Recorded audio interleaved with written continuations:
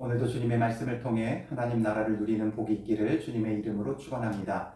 우리가 이제 고린도전서 말씀을 보면서 전반부가 벌써 끝났습니다. 전반부는 이제 1장부터 6장까지 근로에의 집 사람을 통해 전해들은 고린도 교회의 그 문제를 바울이 이제 해결하기 위해 겉면에 메시지를 주는 것이고요. 이제 7장부터 16장까지 이제 이 뒷부분은 고린도 교회 교인들이 직접 바울에게 질문을 던진 게 있어요. 신앙생활을 하면서 자기들 안에 있었던 어떤 갈등과 여러 가지 문제들에 대한 질문이 있었고 그 질문에 대한 답변의 형식으로 이루어져 있습니다. 그래서 오늘 본문의 7장 1절에 보면 너희가 쓴 문제에 대하여 말하면 이라고 되어 있죠.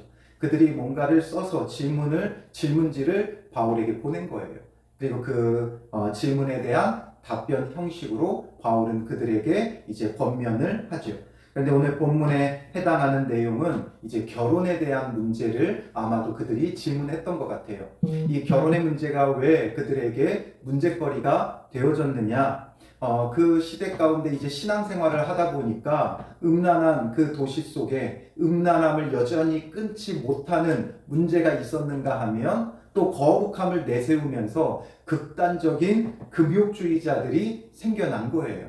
참 우리의 신앙은 늘 이 양극단이 문제예요. 주님 안에서 항상 옳은 것을 쫓는 자세는 중요한데 그것도 극단적인 게 문제이죠. 그래서 음란함의 반대로 거룩하게 살겠다고 금욕을 시행하는 것, 그게 그렇게 나쁜 것만은 아니죠. 그런데 이 금욕이 점점 극단적으로 치닫는 거예요. 그러다 보니까 이 극단적인 금욕주의자들 가운데 이제는 결혼을 거부하는 자들이 생겨나기도 하고 또 신앙생활하는 가운데 금욕을 내세우면서 부부간의 그 관계가 소홀해지고 끊어지고 또 심지어 이혼을 요구하고 이런 문제들도 발생하더라라는 거죠. 그래서 그리스도인의 결혼관에 대해 아마도 바울에게 질문을 던졌을 거예요. 그런데 우리가 생각한 것과 다르게 바울은 의외의 답변을 주고 있어요. 보면 1절에 보면 남자가 여자를 가까이 아니함이 좋으나 이렇게 되어 있죠. 결혼 문제에 있어서 남자가 여자를 가까이 하지 않는 게 좋겠다. 그리고 7절로 넘어가면 나는 모든 사람이 나와 같기를 원하노라. 다른 부분에 있어서 나와 같기를 원한다, 나를 본받으라 바울이 말한 것들은 우리가 신앙 안에서 얼마든지 받아들일 수 있는데 여기서의 나와 같기 원한다라는 것은 바울의 독신의 문제를 말하는 거죠. 바울은 일평생 독신으로 살았어요. 그리고 그 독신의 생활을 너희도 본받기를 원한다 이렇게 이야기를 해요. 그리고 또 8절에 가면 나와 같이 그냥 지내는 것이 좋으니라. 그래서 바울처럼 독신으로 살아가는 것이 더 좋다 이렇게 바울은 권면하고 있어요. 우리는 하나님께서 남자와 여자를 창조하셨고 그 창조 질서 안에서 부부가 한 몸을 이루고 결혼을 하고 생육하고 번성하는 게 지극히 마땅하고 당연한 것으로 여기고 있는데 바울은 오히려 나와 같기를 원한다. 나처럼 독신으로 사는 게 더 좋겠다 말을 해요. 그런데 이건 어디까지나 우리가 조금 더 이 그 배경에 대한 이해가 조금 필요합니다. 바울이 왜 자기와 같기를 원한다라고 이야기를 했냐 하면 바울은 이것이 하나님의 명령은 아니라는 걸 먼저 분명히 해요. 6절에 보면 그러나 내가 이 말을 함은 허락이요 명령은 아니니라. 허락이지 명령은 아니다. 그러니까 뭔가 하나님의 말씀의 기준으로 명령한 것이 아니라 선택의 문제다라는 것이고 무엇이 더 좋은가 결혼하는 것보다는 독신으로 있는 게 더 좋다 바울이 이야기할 수밖에 없었던 건 그 시대의 신앙생활을 하는 그 성도들에게는 이 종말이라는 것이 굉장히 임박한 것으로 여겨졌어요. 굉장히 임박한 거로 여겨졌어요. 그래서 당장이라도 주님 다시 오실 것이라고 생각했어요. 그러니까 당장 주님 오시는데 결혼하고 시집가고 장가가고 이게 그냥 결혼하자 해서 결혼하는 게 아니잖아요. 집안 간에 어떤 상견례가 필요하고 여러 가지 결혼의 절차가 필요하고 또 결혼을 하고 나면 1년간은 징집도 하지 않았어요. 이렇게 여러 가지의 절차들과 이런 것들이 있기에 거기에 소모되는 시간 가운데 주님이 다시 오시면 어떻게 해요? 결혼이라는 것이 그냥 오늘 너와 내가 만나서 혼인신고하고 이렇게 딱 끝나는 문제가 아니기 때문에 이런 절차와 여러 과정과 또 그래서 또 남편은 아내를 돌봐야 될 의무가 생기고 아내는 남편을 섬겨야 될 또 의무가 생기고 또 그 안에 자녀가 출산되어지고 이런 가운데 주님 오시면 어떡하냐 이런 관점이 바울 안에는 있었던 것 같아요. 그래서 임박한 이 종말의 때에 결혼하는 문제보다는 오히려 홀로 살아가며 주님 오실 날을 예비하고 준비하고 그리고 그래서 그 복음을 전하며 증거하는 그것이 더 지금 시급하지 않느냐라는 생각을 하는 거죠.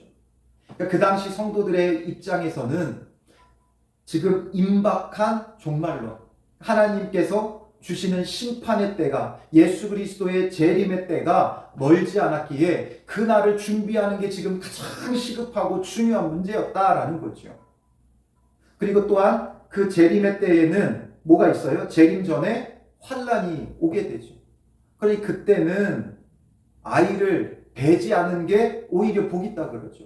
그 환란의 때에 어린아이를 보는 마음이 얼마나 아프겠어요. 그 환란의 때를 견뎌야 되는 그 자녀, 가족들을 바라볼 때 얼마나 마음이 아프겠어요. 이런 환란의 때를 염두에 두고 또 임박한 재림의 때를 준비해야 되고 이런 것들을 생각할 때 결혼하는 것보다는 지금 자기처럼 독신으로 주님 오실 날을 준비하는 게 중요하겠다 생각을 했던 거예요. 그러나 이것은 주님의 어떤 말씀의 진리의 명령을 따른 게 아니라 어디까지나 바울이 판단한 거예요. 바울이 판단하기에 이게 더 낫지 않겠느냐. 꼭 독신이어야 된다. 꼭 결혼을 해야 된다. 이것을 떠나서 이 지금 마지막 때를 보내기에는 홀로 지내는 것이 더 낫겠다 생각을 했어요. 그런데 또 뭐라고 말해요? 7절에 나는 모든 사람이 나와 같기를 원하노라. 그러나 각각 하나님께 받은 자기의 은사가 있으니 이 사람은 이러하고 저 사람은 저러하니라. 천편일률적으로 자기처럼 살아가라 말하는 게 아니라 이 사람은 이러하고 저 사람은 저러해요. 각자의 은사가 있어요. 은사라는 건 하나님이 주신 은혜죠. 그러므로 그 은혜의 선물을 따라 자기가 감당해야 될 걸 해야 되는 거예요. 바울은 자기에게 받은 은사가 뭐예요? 이방인의 사도로 부름을 받아 복음의 증거자가 되게 하는 하나님의 은사가 있는 거죠. 그러니 그 은사를 위해 바울은 혼자 있는 게 나은 거예요. 결혼하면 아내를 책임져야 되고 가정을 돌봐야 되는데 또 저 이방까지 나가서 복음을 전하는 일과 이 모든 일들을 감당하기 어렵기에 자기에게는 하나님께서 독특한 독신의 은사를 주셨고 그 독신의 은사를 가지고 이 마지막 때에 주님 다시 오실 날을 예비하고 준비하는 게 더 시급하고 중요하다고 여겨진 거예요. 그런데 또한 바울과 다르게 바울은 이방의 복음을 전하는 사명이 있었고 현재 독신으로 있었고 이미 결혼했다면 가정을 데리고 가야 되는 문제도 있었겠지만 그럼 더 어려운 문제들이 있었겠죠. 그런데 마침 자기가 독신일 때 하나님께서 자기를 불러주셨고 이 독신으로서 이방을 다니며 복음을 전하고 선교하는 게 오히려 그에게는 더 장점이 되어질 수 있었던 거죠. 그게 바로 이 사람은 이러한 거예요. 그런데 저 사람은 어떠해요? 또 이미 가정을 이룬 사람이거나 아니면 또 가정을 이루려고 하는 사람의 입장에서 하나님께서 그 가정을 이루게 하셨고 또 이루게 하시려고 하는 그런 이유가 무엇이겠어요? 바로 그 가정 복음화, 가정을 믿음으로 든든하게 세우기 위한 그런 사명이 있어요. 그럼 그 사명을 가진 사람들은 결혼하고 가족들을 하나님의 말씀으로 바르게 세우고 양육하고 또 믿지 않는 가족들에게 복음을 전하는 사명을 해야죠. 그러니까 그런 사람들에게는 결혼이 필요한 거예요. 그래서 이 사람은 이러하고 저 사람은 저러하다 말하는 거죠. 그래서 주신 은혜대로 주신 은사대로 하면 된다는 거예요. 결혼해도 되고 안 해도 되고. 그런데 우리는 또 너무나 천편일률적으로 한국 문화와 또 한국 기독교의 문화가 일단 한국 문화 자체가 결혼을 무조건 권장하는 문화를 갖고 있어요. 그리고 그런 문화 가운데서 또 기독교는 더 결혼에 대해 권장하죠. 그러다 보니까 이것으로 인해 스트레스 받는 청년들도 있어요. 그 이야기만 나오면 너무나 본인도 결혼을 하고 싶은데 뭐 마땅한 상대를 만나지 못하고 그게 스트레스가 되는데 또 곁에서 언제 결혼하냐, 뭐 누구는 없냐 자꾸 물어보고 이러면 스트레스 받아요. 저는 좀 청년들의 그 결혼 문제에 대해서 물론 저도 결혼하는 게 좋다고 생각해요. 저는 바울과 좀 다른 입장이에요. 가정을 이루고 아름다운 가정을 또한 하나님의 나라로 하나님께 쓰임받는 가정으로 세우는 것이 더 좋다고 저는 생각을 해요. 그렇다고 하여 자꾸 청년들에게 압박을 주면 안 돼요. 압력을 주면 안 돼요. 저는 생육하고 번성하기 위해 자녀들을 많이 낳는 것이 더 좋다고 생각을 해요. 많이 낳아서 정말 믿는 자녀들 어려서부터 말씀으로 양육하는 게 더 소중하다고 봐요. 그렇다고 해서 아이 많이 낳으라고 자꾸만 채근하고 권면하면 안 돼요.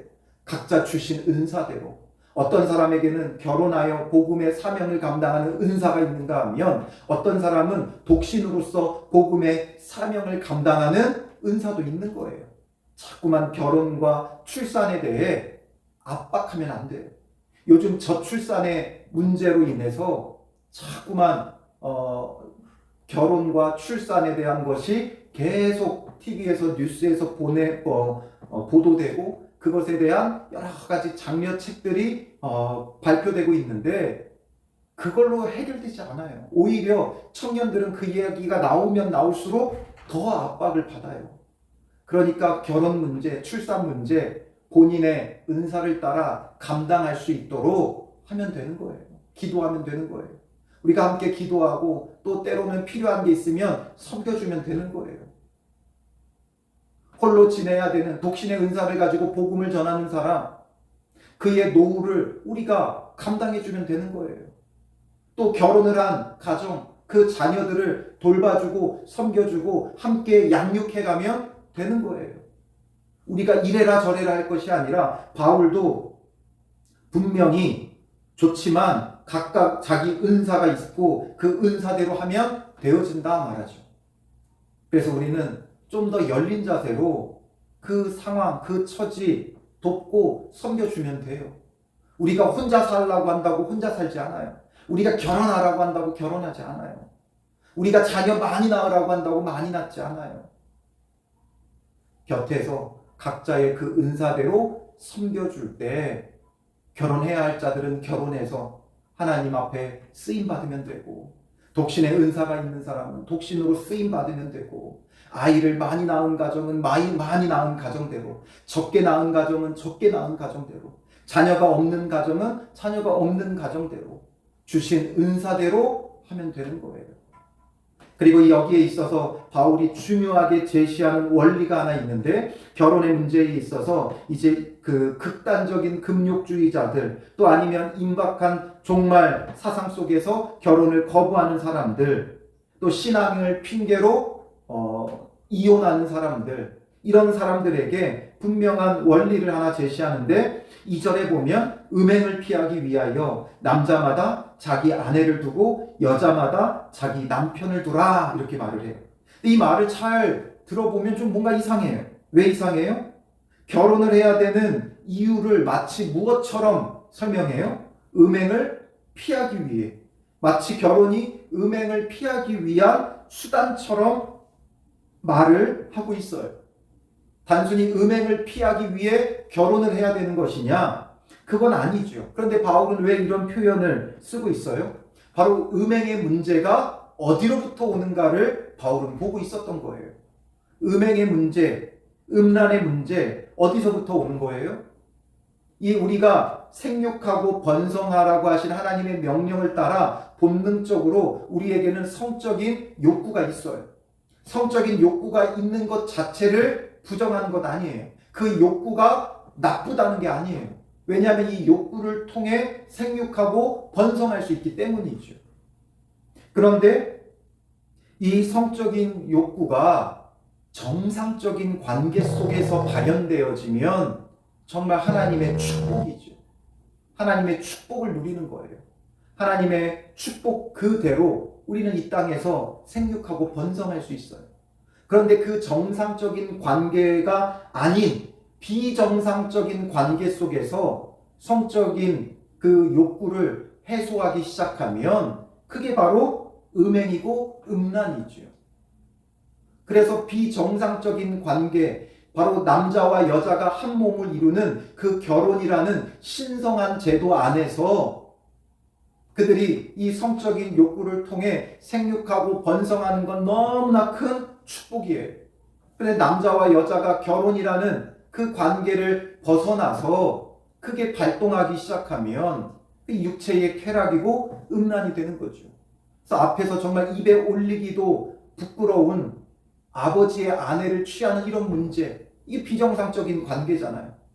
아내가 남편을 두고 다른 남자와, 또 남편이 아내를 두고 다른 여자와, 또 남자가 여자가 아닌 남자와, 또 여자가 남자가 아닌 여자와, 이런 것들의 관계 속에서 이 성적인 욕구가 발현되어지면 그게 육체의 쾌락을 쫓는 음행밖에 되지 않아요. 그리고 이 비정상적인 성적 관계에서 오는 게 모든 성병, 질병들이 오게 되어지는 거죠. 그래서 이 비정상적인 관계에서 해결하려고 하니까 음행이 되는 거예요. 그래서 바울은 정상적인 관계의 회복을 말하는 거예요. 그래서 이런 성적인 부분에 대한 게 사람이 살아가면서 본능적 욕구이기 때문에 식욕과 성욕 이 두 가지를 우리는 본능적인 욕구로 누리고 살기 때문에 이 욕구가 어긋나고 잘못되어지면 음행과 음란함과 정말 저주와 고통이 그 삶에 가득할 수밖에 없는 거예요. 그래서 음행을 피하기 위하여라는 건 단순히 음행을 피하기 위한 수단으로 남자마다 아내를 두고 여자마다 남편을 두라는 게 아니라 정말 정상적인 관계 속에서 음행의 이 문제를 해결해라라는 거죠. 그렇지 않으면 금욕주의가 이 음행의 문제를 해결하는 게 아니에요. 이게 금욕주의 때문에 시작되어진 문제예요. 임박한 종말론 속에 하나님 앞에서 거룩하게 살겠다고 하는데 그 금욕주의로 이 문제가 해결되어지지 않아요. 그래서 독신으로 살며 이 마지막 때를 준비하고 복음을 전하는 게 바울은 좋다고 여기지만, 그러나 보다 중요한 건 이런 정상적인 관계 속에서 이 문제들을 해결해야 한다라는 거죠. 그래서 음행의 문제는 비정상적인 관계에서 오는 거예요. 그래서 정상적인 관계가 어떤 것이냐, 부부의 정상적인 관계가 무엇이냐, 3절에 보면 남편은 그 아내에 대한 의무를 다하고 아내도 그 남편에게 그렇게 할지라. 서로 서로에게 의무를 다하라는 거예요. 이 의무는 육체적인 의무죠. 육체적인 의무예요. 그리고 4절에 보면 아내는 자기 몸을 주장하지 못하고 오직 그 남편이 하며 남편도 그와 같이 자기 몸을 주장하지 못하고 오직 그 아내가 하나니. 자기 몸의 권리는 결혼했으면 이제 누구에게 있다는 거예요? 남편은 아내에게, 아내는 남편에게. 그래서 그 상대의 권리를 위해 내 의무를 다하는 거예요. 그냥 단순히 성적 본능과 욕구가 아니라, 그걸 해소하는 게 부부관계가 아니라, 이제 내 몸은, 결혼했으면 남편은, 내 몸은, 남편의 몸은 아내가 주장하는 거예요. 그러니까 남편이 자기 마음대로 자기 몸을 아무데나 불리면 안 되겠죠. 창기와 합하면 안 되겠죠. 이웃 여인과 합하면 안 되겠죠. 내 몸에 대한 권리는 이제 누구에게 있다고요? 아내에게. 아내의 허락 안에서, 아내의 허락 안에서 내 몸을 아내에게만 주는 거예요. 또 아내도 마찬가지죠. 아내의 몸에 대한 권리는 누구에게 있다고요? 남편에게 있는 거예요. 그러므로 아내가 자기 몸을 이웃집 여자에게, 이웃집 남자에게 주면 안 되는 거죠. 자기의 몸의 권리는 남편에게만 있어요. 남편이 주장하는 거예요. 그리고 그 아내를 위해 남편은 의무를 다하고, 또 아내는 남편을 위해 의무를 다하는 거예요. 그래서 온전히 합하는 거죠. 그게 온전히 합하는 거예요. 내 마음대로 내가 피곤하다고 거부하고 합방하지 않고 각방 쓰고 이런 게 안 된다는 거죠. 상대가 요구하면 상대에게 내 몸에 권리가 있고 또 나는 상대를 위해 의무를 다하며 온전히 합하라는 거예요. 그래서 5절의 결론이 뭐예요? 서로 분방하지 말라. 다만 기도할 틈을 얻기 위하여 합의상 얼마 동안은 하되 다시 합하라. 서로 분방하지 말라는 거예요. 항상 온전히 한 몸을 이루고 권리가 상대에게 있고 의무를 다하는 그런 삶을 살아야 되고, 그래서 절대로 분방하지 말아라. 그런데 이제 분방하지 말라니까 사람들은 여러 가지 이유와 핑계를 만들어요. 그러니까 믿는 사람들이 기도할 틈을 얻기 위해 기도하기 위해서 합방할 수 없다. 뭔가 신앙을 내세우며 내가 지금은 경건을 위해 합방할 수 없다. 거리를 두는 것도 안 된다는 거죠. 그래서 합의상 얼마 동안은 기도할 틈을 위해 분방할 수 있지만 반드시 다시 합하라 말하죠. 이는 너희가 절제 못함으로 말미암아 사탄이 너희를 시험하지 못하게 하려 함이라. 그래서 이 부부 안에서 그 문제가 해결되지 않으면 어떻게 되는 거예요? 사탄의 시험이 있어요. 그래서 아내가 남편에게 소홀하면 남편은 밖에 나가서 그 문제를 해결하는 거예요. 또 남편이 아내에게 소홀하면 아내도 밖에 나가서 해결하는 거예요. 그러니까 이게 바로 불륜이고, 이런 불륜이 점점 당연시되어져 가는 그런 시대가 되고 있죠. 그래서 우리는 이걸 분명해야 돼요. 나의 권리는 상대방에게 있다. 그래서 나는 의무를 다해야 한다라는 거죠. 그리고 내가 이 말을 하면 허락이요 명령은 아니라, 무조건 이렇게 해라 이것은 아니고 허락이다. 그래서 결혼하고 결혼 안에서 이렇게 서로 힘쓰고, 또 그렇지 않으면 독신으로서 각자 정말 중요한 건 뭐예요? 하나님이 주신 은사대로 내게 주신 사명을 따라 하면 되는 거예요. 그래서 가정을 이루어야 할 사람은 가정을 이루고, 또 독신으로 해야 될 사람은 독신으로, 각자 주신 은사대로. 이것도 은사예요. 결혼도 은사예요. 독신도 은사예요. 하나님의 은혜의 선물이에요. 그래서 은혜의 선물을 따라 내게 주신 대로 감당하면 돼요. 서로를 부러워할 필요도 없어요. 결혼한 사람이 독신이 더 좋았는데 독신을 부러워할 필요도 없고, 독신이 늘 외로워하며 나도 언젠간 결혼했으면 부러워할 필요도 없어요. 내게 주신 은사라는 것 우리가 받아들이고 그 속에서 신실하게 주님 다시 오실 날을 예비하고 준비하는 자가 되어지면 되는 거죠. 그리고 이제 더 나아가서 8절에 내가 결혼하지 아니한 자들과 과부들에게 이르노니, 아직 지금 결혼의 관계에 있지 않은 사람들, 나와 같이 그냥 지내는 것이 좋으니라. 만일 절제할 수 없거든 결혼하라. 정욕이 불같이 타는 것보다 결혼하는 것이 나으니라. 그래서 이것도 분명하게 어떤 그 정욕의 문제를 해결하기 위해 결혼하라고 말하는 것 같지만, 정상적인 관계 안에서 이 문제를 해결해 가기를 원하는 거죠. 그래서 우리에게 정말 중요한 건 이런 관계가 중요한 거예요. 하나님과 우리와의 관계가 끊어지니까 이웃과의 관계도 끊어지고 가족과의 관계도 다 끊어진 거예요. 그러니 하나님과의 관계가 회복되어지면 가장 가까운 남편과 아내와의 관계가 회복되어지고, 또 가족 간의 그 관계가 회복되어지고, 이웃과의 관계가 회복되어져 관계의 회복이 있어야 온전해지는 거예요. 모든 것이 복이 되는 거예요. 그런데 이 관계가 끊어지고 비정상적인 관계 속에 놓여 있으면 아무리 하나님이 주신 축복이라도 그게 악한 게 되어지는 거예요. 생육하고 번성하는 게 남편과 아내의 정상적인 관계에서는 너무나 큰 축복이죠.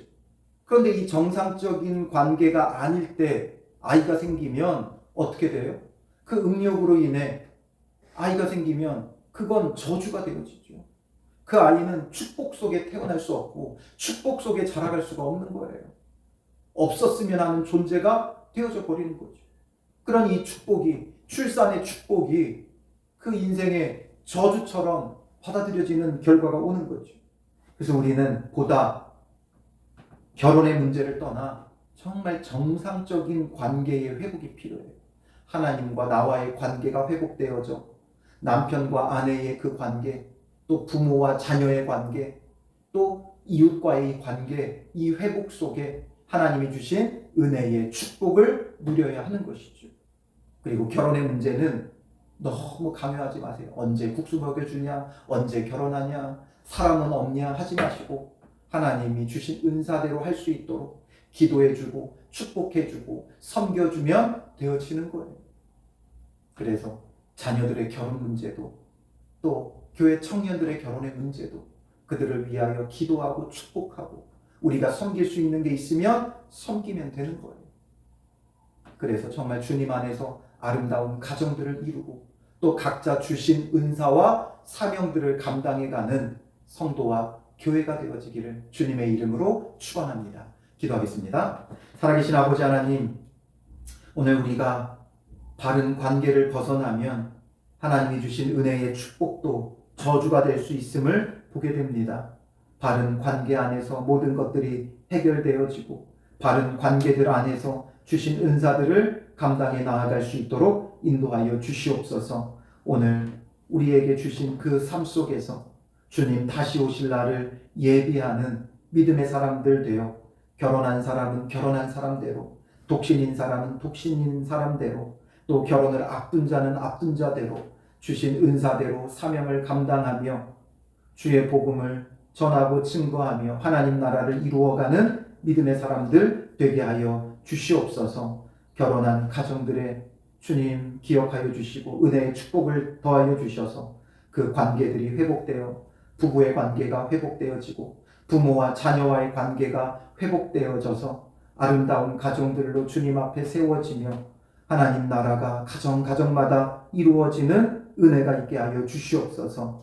주님 안에서 주신 은사를 따라 주신 사명 감당하는 믿음의 사람들 되게 하여 주실 줄 믿사오며 예수님의 이름으로 기도합니다. 아멘.